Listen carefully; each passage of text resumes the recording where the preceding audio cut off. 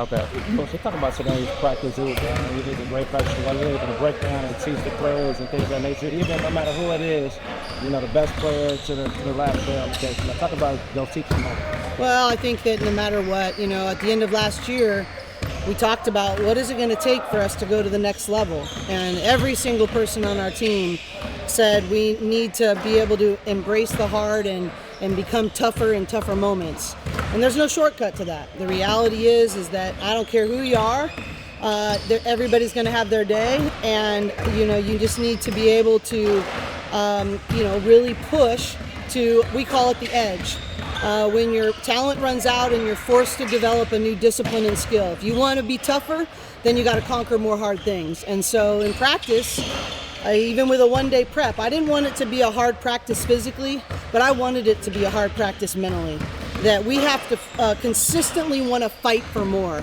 And that's what, you heard Coach Tony talk about in the huddle at the end is like, fight for it, like embrace it, not just embrace it, but fight back. Like that's what I'm trying to bring out of them is a sense of, no, I know who I am, I know what I've earned, I know what I can become, and I don't care what obstacle you put in front of me, I'm gonna find a way around it. And that doesn't come by just talking about it. That comes by creating hard situations, difficult times, challenges, and helping them know they have more inside them to respond than even they're aware.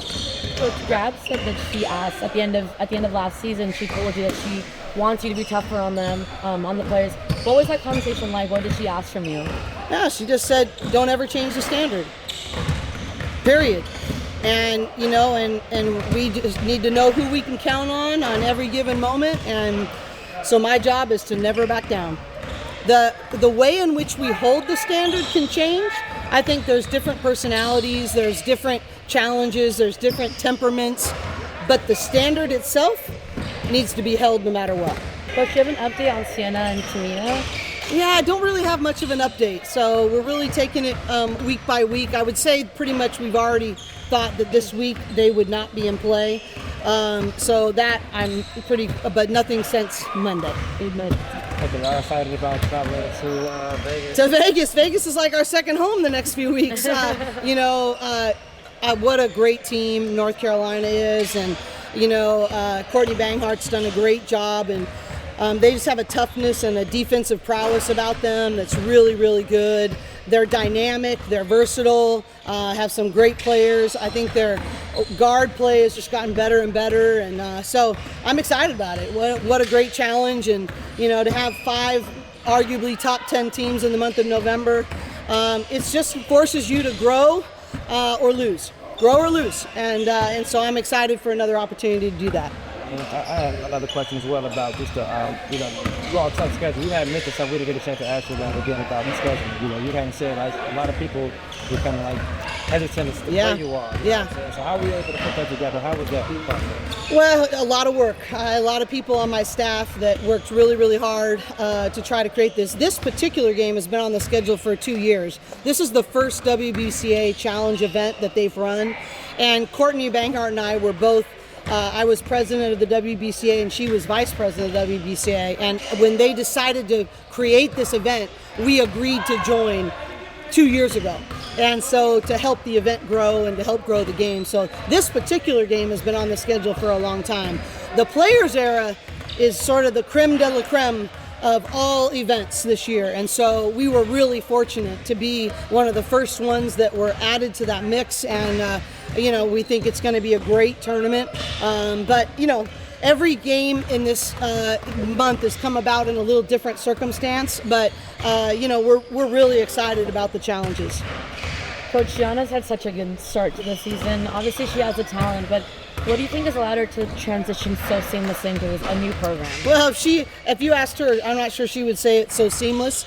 I'm telling her this is your dress rehearsal for the WNBA, because when all of our players go to the WNBA, they are not going to be the first or second option. They're going to have to learn how to play with incredibly talented players around them and to know that they're not going to have the same role they had in college.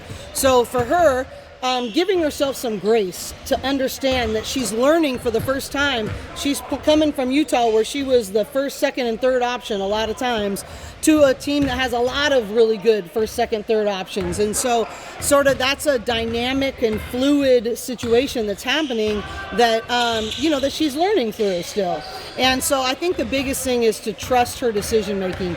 She was overthinking every decision at first. And so I just kept saying, trust your gut, be decisive, and we'll teach you through it. If there's something that I'd rather do that than her trying to be perfect every play. And obviously, you've got to see what she's like as a dynamic playmaker. People have been talking about her shooting, and obviously that's really, really good. But she's a dynamic playmaker. But maybe the thing I'm most proud of, Gianna, is the adjustments she made defensively in that Oklahoma game. And that's where I'm really most proud of her growth. Well, that's our moment where Tony was talking to Gianna like, hey, let them know I have the ball. Like, just sit there and say I'm open. Yeah. Talk about this girl. Still having a green light. Yeah, I mean, she definitely has a green light. Her just demeanor in general, she's sort of a soft-spoken person, but in her voice is not really loud, but it's powerful. And so we need her to use that. And it just helps the people around her, make better decisions. And so she, Gianna is got an IQ off the charts. She's extremely competitive, and she needs to use that for the sake of the team. It's not about getting hers. It's about making the team better. And I'm really challenging her to use her voice and be a little bit more demanding in that, so she gets the right scoring touches. And it's not for her. It's for the team. Thanks. So how do you manage expectations, not just for your team, but for yourself as well? Well, I think that, I just go back to the process in which we committed to. And, I think that I need to be very growth-oriented, present focus on today. What does it mean for me to be the best teacher today?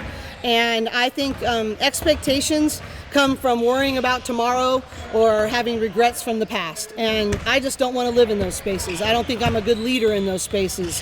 And I don't think our players are the best improvers in those spaces. So, for me, managing expectations is, from first and foremost, staying in the present, and secondly, being committed to our process.